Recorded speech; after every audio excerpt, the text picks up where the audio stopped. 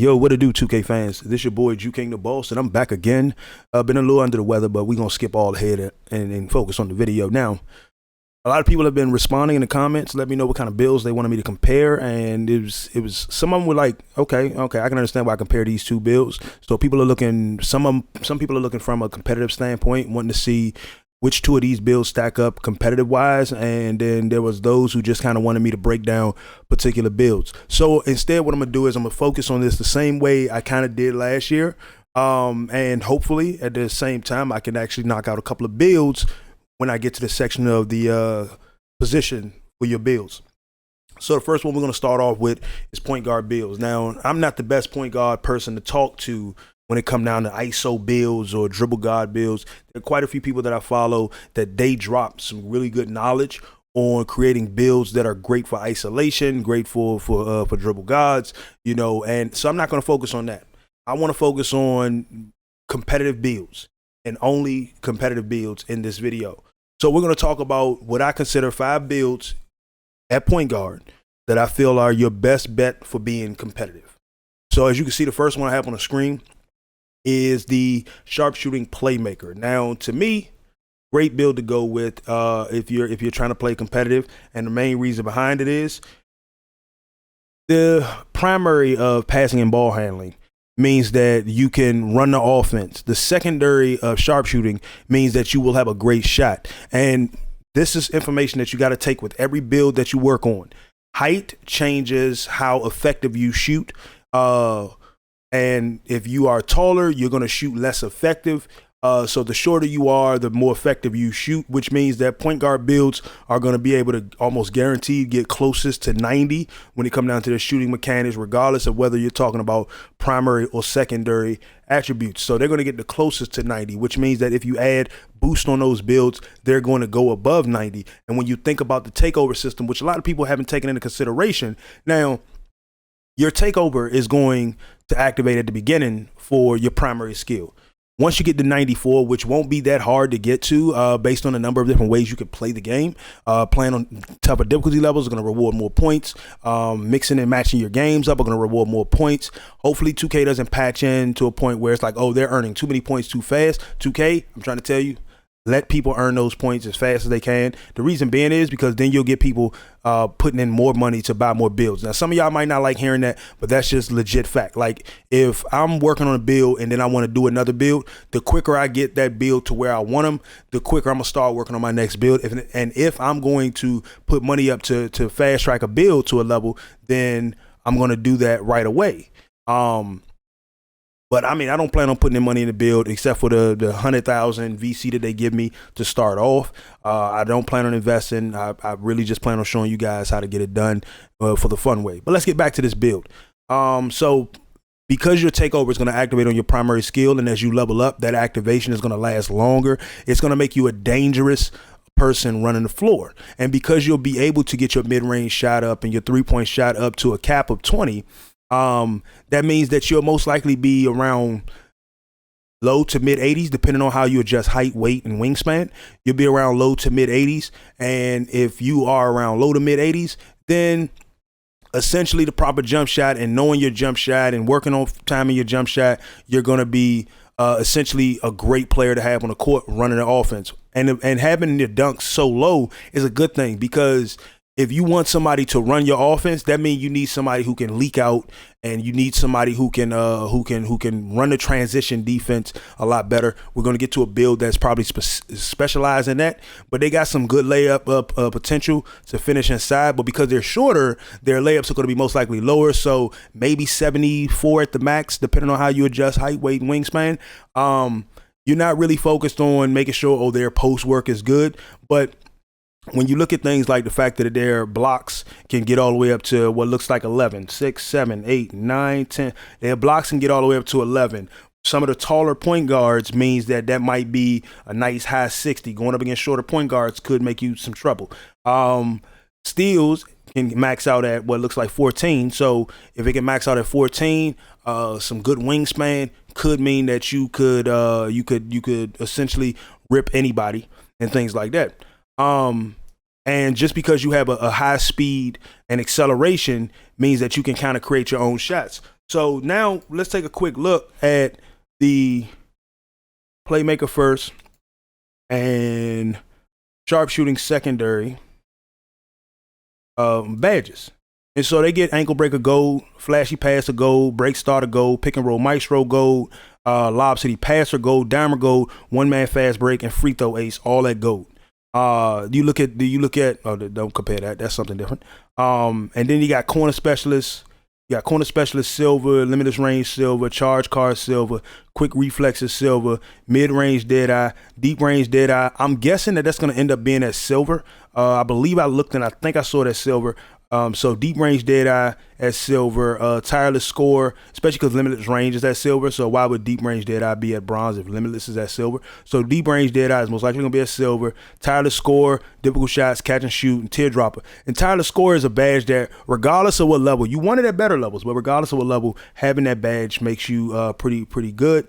Difficult shots allows you to kind of score off the dribble a little bit. So like when somebody sets a hard screen for you and you get around that screen, you got the speed to get around that screen, you got a sharpshooter, you're dangerous running the offense and getting your own shot up. So that's the first build that I would say is a great competitive build, and that is your Sharpshooting Playmaker. Playmaker first, Sharpshooting secondary.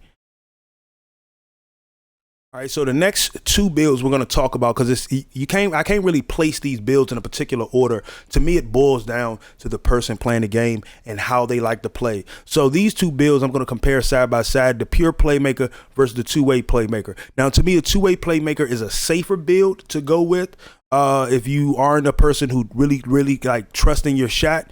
But you can move the rock around really well, and at the same time you can get your people open. So let's first focus on the the two-way Playmaker. So the two-way Playmaker, the best thing about them is they still have high ball handling. As you can zoom in, you see 19, 20, 21, 22. So there it's still maxed out at 22. Passing will max out at 22. They got a decent mid-range that's going to max out at 12, 13, 14, 15, 16, and so with a three-pointer. So a decent shot or a good shot, a good little jump shot could make all the difference in the world to making you at least a scoring kind of build. You get great layups, you get great dunks, well, decent dunks. I can't say great dunks, but you get decent dunks. You make them a little taller, your dunks can go up a little bit better, but also know that by making them a little taller, you will affect your ball handling and passing.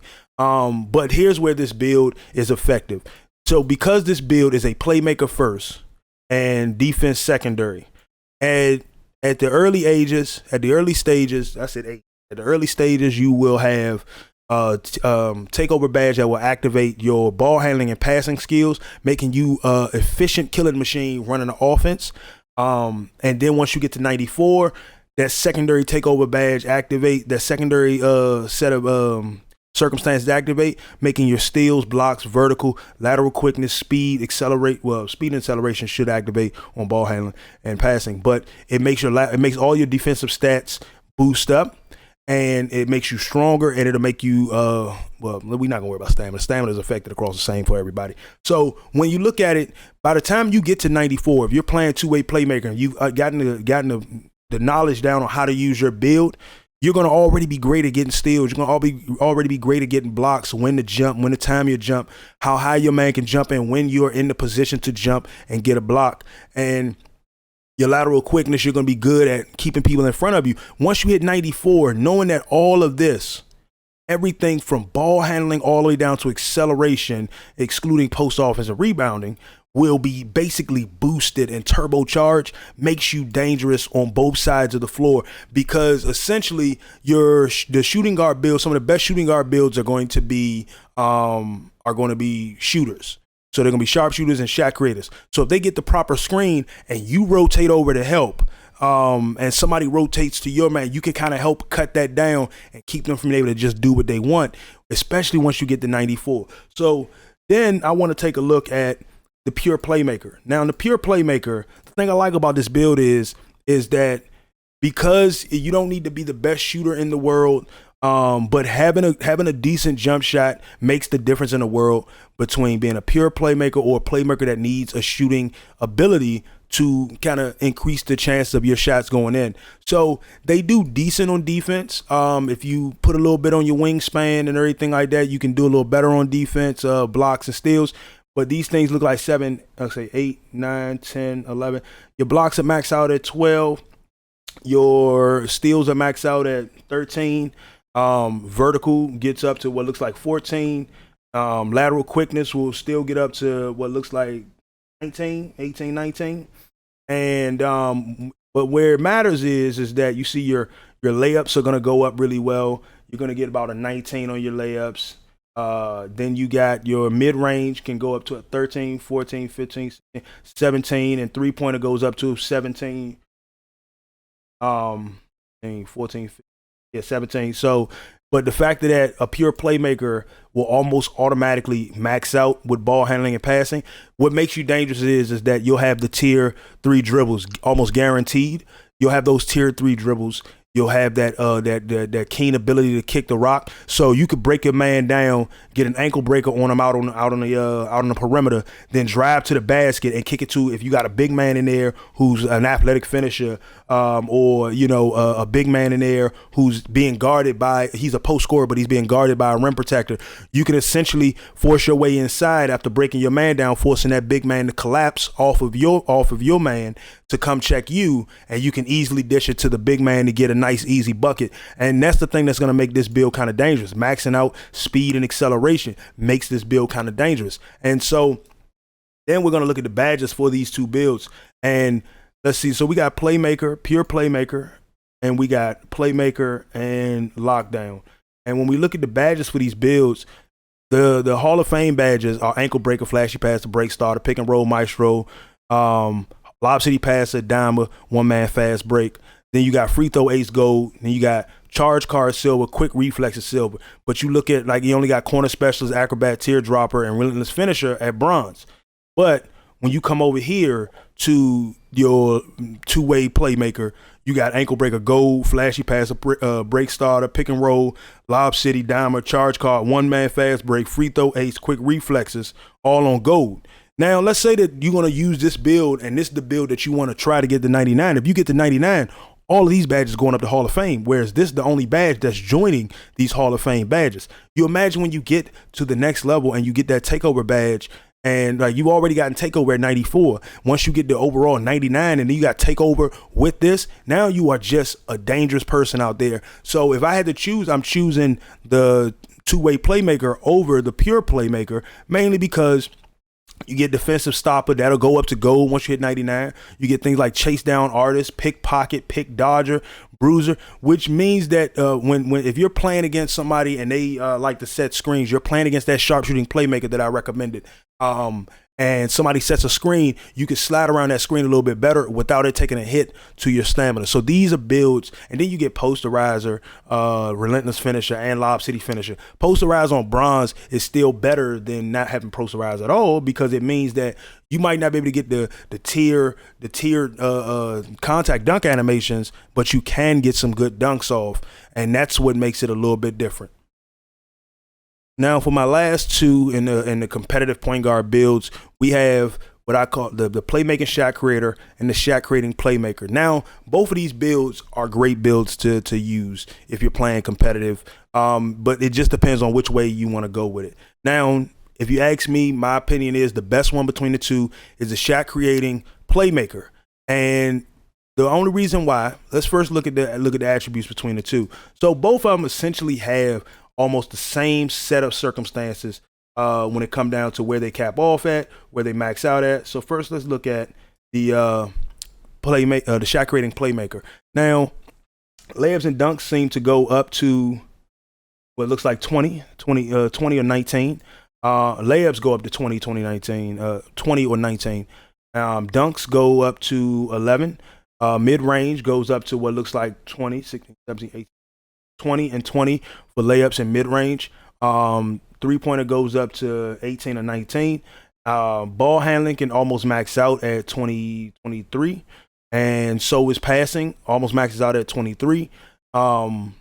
Post offense, we're not going to really worry about these two. Like having these are pretty good, mainly because you got shot creating in it. So 11 to 13. And rebounding is it's there, but you don't really need to worry about it. Like they say, you more so want to probably run to where the ball is going and then try to scoop it up instead of trying to jump and get it. You get some decent work on your steal ability, so you get that up at the 14. Your blocks, you can get that up to 8, 9, 10, 11, 12.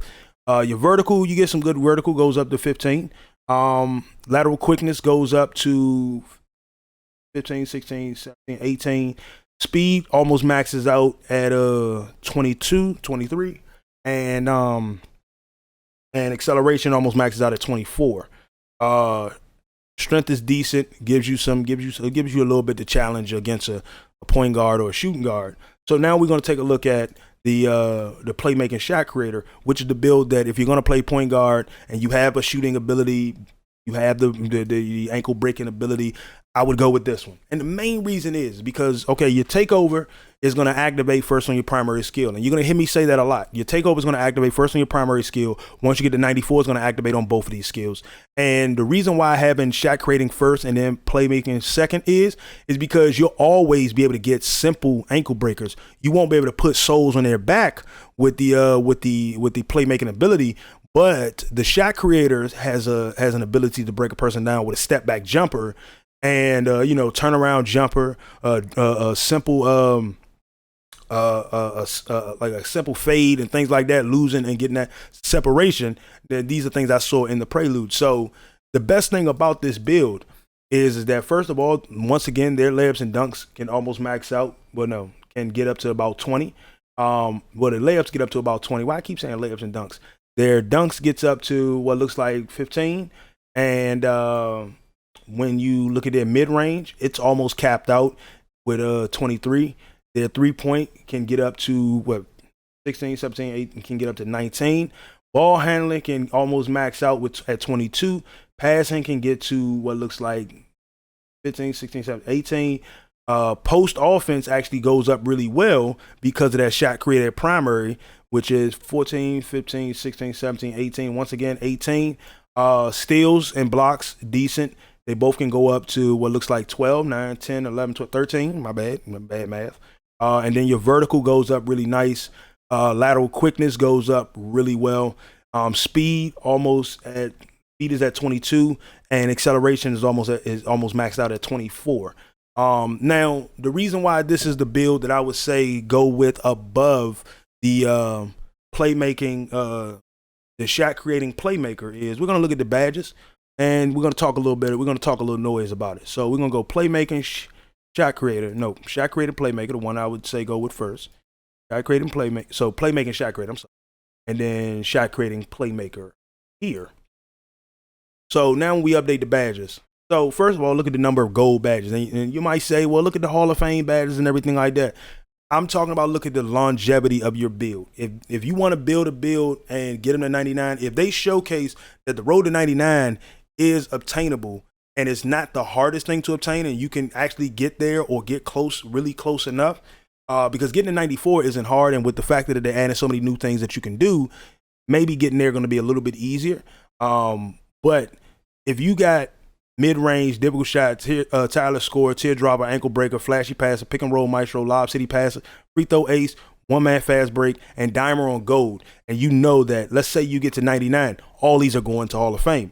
Now here you got flashy passer, pick and roll, maestro, lob city passer, dimer, one-man fast break, already at Hall of Fame. And then the only ones that will be joining it is ankle breaker, break starter, free throw ace. Now you already are going to outweigh the number of gold badges, the number of Hall of Fame badges you're going to have. And then when you look at silver, corner specialist, acrobat, relentless finisher, up and under specialist, break starter, charge card, quick reflexes. Whereas on this side of the things, you got difficult shots, Tyler score, acrobat, teardropper, charge card, quick reflexes. So once again, these badges are going up to gold and these badges are going up to gold. So you got 6 to 7 badges going up to gold. All right. And then when you look at it, you got deep range, dead eye, limitless range, catch and shoot, lob city finisher, posterizer, putback king. Putback king. All right. Means that you'll be able to grab rebounds and put them bad boys right back.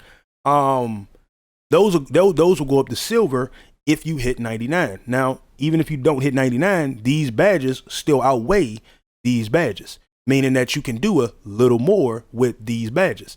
So when you really think about it, this is outside of, let's see, and then you get limitless range over here on bronze, whereas you don't get it over here at all. So when you think about it, your playmaking shot creator, which is shot creator primary, playmaking secondary, would be the better of the builds for you to have. You're a playmaker, but there we go. Your shot creating playmaker is a great build to have because these skills are going to activate and you take over first. But having a shot creator which can have a step back jumper that'll create space and break some ankles makes you a danger to the court, makes you a danger to your opponents, but it also makes you a great player for your team. So my best choice is you want to go with the playmaking shot creator at the point guard. But if you aren't the best shooter, go with the two-way playmaker. Any which way, all of these builds take into consideration of adjustments to wingspan, height, and weight. And there you have what I consider to be your better builds to choose from going into competitive leagues. And if you're trying to get to the Pro-Am or you're trying to get to the NBA 2K League, these are some of the builds that if you plan on playing point guard, this is the builds you want to use because you want to be effective at moving the rock and involving your team. But at the same time, you want to be able to get your own shot up and create a little space for yourself. So thanks for watching. If you enjoyed, hit that like button, subscribe to the channel. If you're new, turn on post notifications so you always catch each video the moment it comes out. And also check out one of the 2 videos you see on screen. This your boy JuKIng the Boss, and I'll catch you guys on the next one. Peace.